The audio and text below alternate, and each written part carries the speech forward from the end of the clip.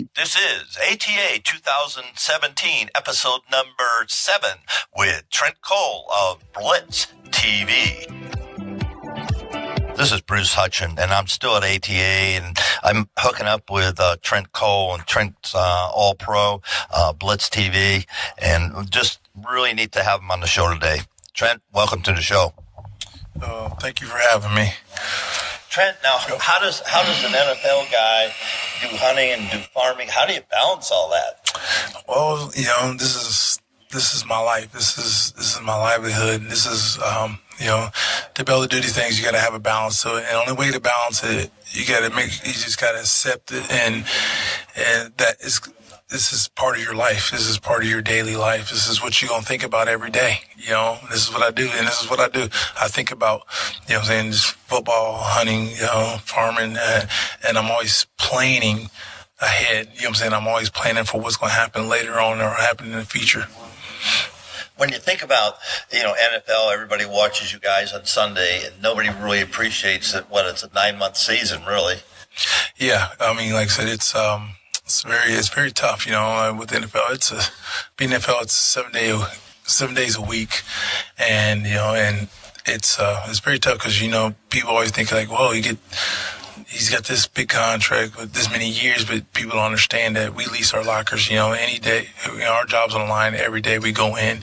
Anything can happen. We can get hurt the next day and your career could be over with. So, you can't take nothing for granted. You got to go in there with a positive attitude every day, and you got to hit it 100 miles per hour, And in the warm-up, we talked about the balance that you keep because you're doing a lot of stuff, and you can talk about whatever you want on that, but let's just focus on managing your properties to grow these big deer that you're putting down for Blitz TV. Yeah, I'm been blessed and able to have different farms and stuff, and then some people can't, but some people get access to farms that they're allowed to be able to manage or at least put a food plot on, and I tell people who got property that it don't matter if you have 5 acres to, or whatever. If you put a food plot on, I've always been taught by my uncles and my dad, he who has the gold is in control. You make your place the candy store. You can't worry about what the neighbors are doing. They might have some neighbors that like to shoot at everything, but you can't worry about them. That's just one less. You just can't do it because it's always going to be there. But that there's a big buck lurking somewhere around there. There's a shooter for you, and the opportunity might not come this year or next year, but the way to get to that point is, you got to be. It's all about discipline, and having, just with with bucks, you got to just make your place a safe haven, and I think the biggest thing with people is understand is trail cameras. That's the biggest downfall for people is trail cameras because they're checking them too much, and they got to understand they're leaving scent when they're touching the cameras, and they're wondering why. Well, it took them a couple of days to come back, and I think that's a bigger reason to tell people, try to cut down checking the trail cameras down to checking it every week and a half, or, at least give it a whole week before you go in there, And, but there's a lot of different things that go into it, like especially with the food plots, you're being a conservationist. You're helping your deer herd by putting these food plots in because you're putting the food there. You're giving them something to make them keep coming back, and you're making a place to where during the rut that they're gonna make sure that one of them days or 2 times out of that day they're gonna come by and check that place. But the thing is, you better be there when it happens because it's all timing, and that's where the luck part comes in. Because the way we do things here at Blitz TV, we go on with a purpose. We go in and we purposely harvest the deer we're after. So you're building the hit list for the crew, right? For each one's building his own hit list? Yes, these guys, I got a bunch of great guys on the team, and that's what it takes to have a great team, a great pro staff. And these guys are proven. These guys go out here and they get it done. They live an everyday life just like anybody else. They work and they're doing it the Blitz TV way. And like I said, we took a lot of great bucks in here in the past, and it's just all about having discipline. You know what I'm saying? It's also about having a group of guys who you can work with on one piece of ground. And my uncle always would tell me, my dad says, hey, a farm ain't fun unless you got somebody to share it with. And, I'm not one of them guys that don't just keep a farm to myself. I always got, at least had to it's in me to let another guy able to come hunt. And if somebody just don't have a spot to hunt and it's just, they're not getting away your deer hunting because, and you got some turkeys out there and you let them come and hunt. It's just, you got to just keep yourself honest. It's just, it's just one of the things that I was, brought up to do. And, like I said, it starts with having a good group of guys to work with on a property. And these guys got to know what your goal is, what the purpose is of what you're trying to do there.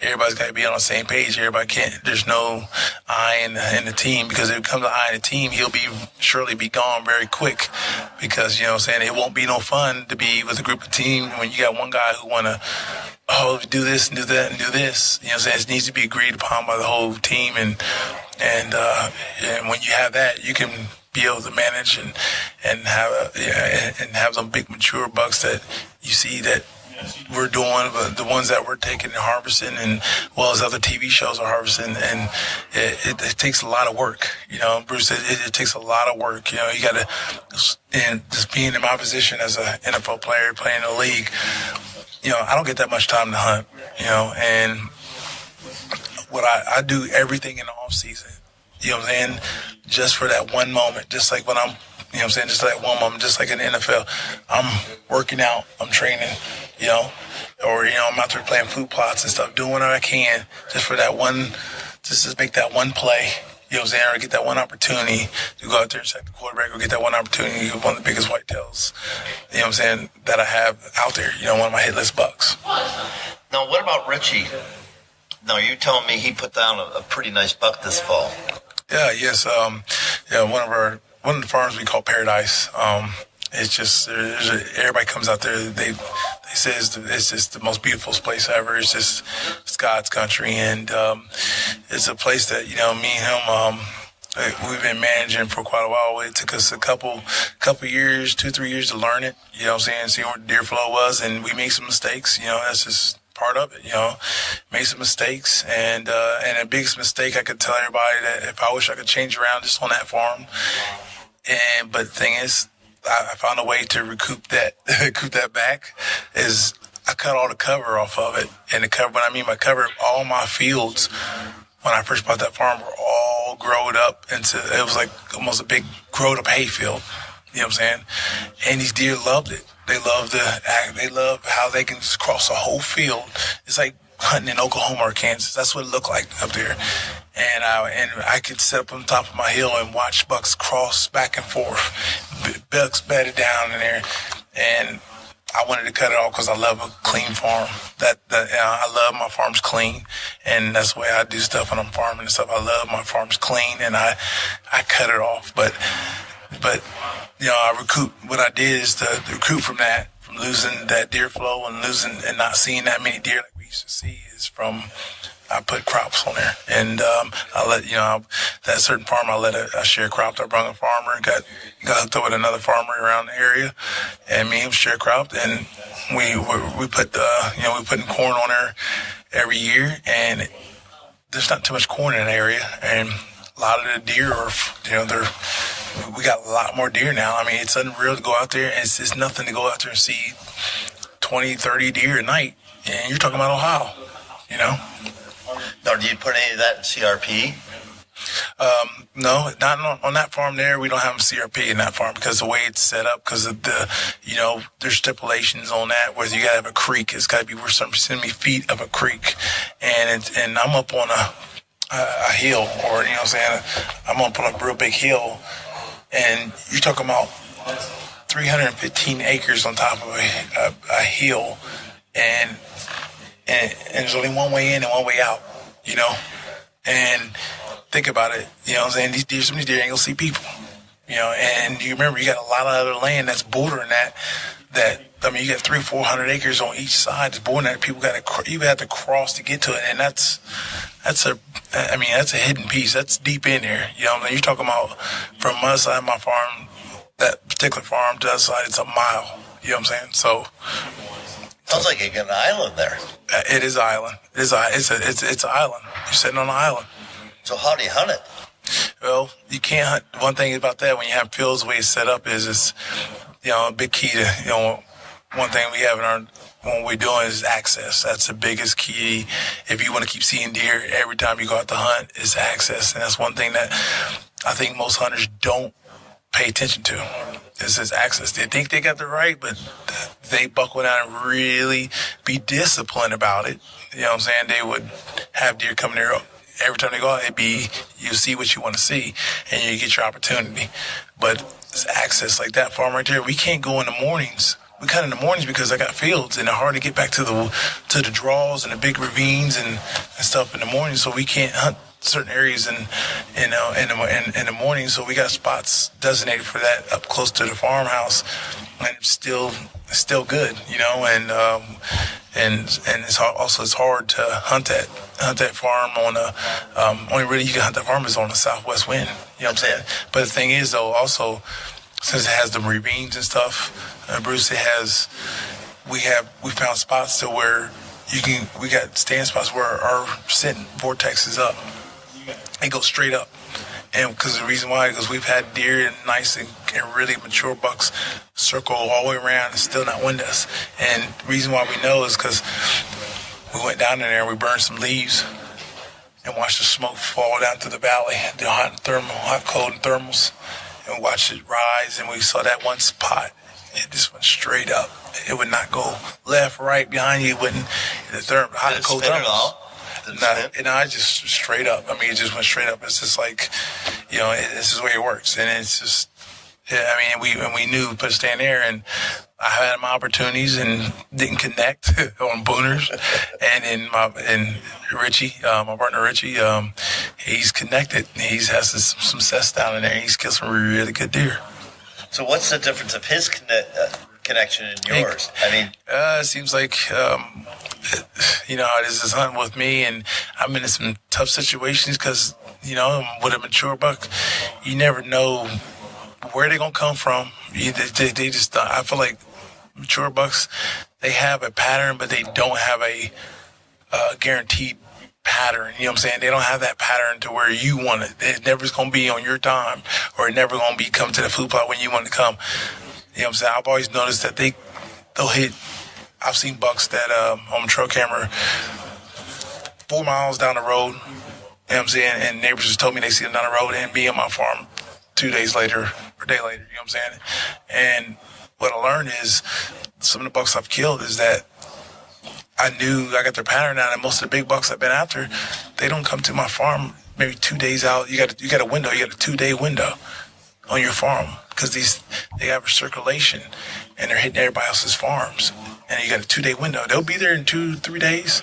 If you don't kill them in that window right there, you know what I'm saying? Hey, your chances go drastically down. The percentage of your chances of killing them drastically goes down. I mean, a lot. But I noticed that there's a 2-day window to kill these monsters. If you're going after a really mature buck has been through the ringer, and it's very smart. Well, let's talk about that, because are they cycling through because of food? Not too much pressure, water, cover. That's the thing. What do you think? You can't, it's like the weather. You can't control it. You know what I'm saying? You might have a pack of coyotes might run them out there, but you'll never know. So you got to get in there, and it takes time. You got to be in there. You got to hunt. And that's what it is. That's the part where that luck comes part. That's the luck part of it. You got to be in there. You got to hunt. You got to spend going there, and I've been taught to, if you get on a good buck, you know what I'm saying? I've been times where I get in a climber and I'll move in. You know what I'm saying? I'll go set up. I see him, then I'll move closer. You know what I'm saying? The next day I'll get closer, and if I see him again. And then, when it's time to, when we got him right where he wanted him, and then we're going in to kill. That's what I say. If we're going to go in, we're going to kill regardless. If we don't, we failed, So you got to bust it. Yeah. You're right on top of it. Yeah, and then a lot of a lot of things I share with a lot of other people is that the bucks, some of the big bucks I've taken, that I've killed them 10 yards outside of his wind of him. You know what I'm saying? Catch a wind of us, called the Eddie line. You know what I'm saying? And I'm talking about, that's what we call it. And it's been on the edge. I'm talking about some of the bucks I got close to. Is just, you might have to hunt them on the wrong wind, but there's a wrong wind, but you can find that you gotta play with fire. And I mean, literally 10 yards. I've been out 10 yards outside of them not blowing, you know what I'm saying, catch a wind of us. And so you really are on the edge. Yeah. And it seems like you just, if you can find a way to attack the wrong wind, you know what I'm saying? You know what I'm saying? And play with fire and get as close as you can. You know what I'm saying? You can be very successful, and you can be successful every year. You can take some great bucks.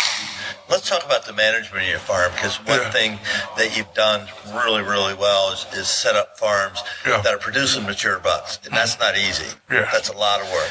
Yes, it is. It's a lot of work. You know, we apply mineral.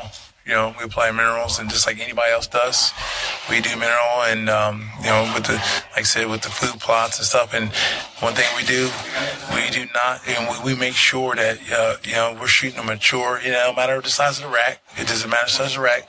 We make sure if we're going to go out there with a purpose, we're going with the purpose to make sure we're going to kill a 4.5 to, you know what I'm saying, plus, you know what I'm saying, mature, you know what I'm saying, mature buck. And like I said, we take a certain amount of does. You know what I'm saying. We always, like I say, if we're going to take, we got to go do our job and make sure we each take a doe, you know, and just to, you know, play our part of the management part of things. But like I said, it only takes 1 to 2 years to see a change if people want to start managing. If they want to start, make sure if they don't want to go out there and they want to grow big bucks, pass the small ones. Do it for 2 years or do it for a year. You will see a drastic change. In a year and a half to 2 years, you'll see a drastic change. You know what I'm saying? You'll see a lot bigger deer. Now, what about your crop rotation? Because we know deer need cover, food, and water.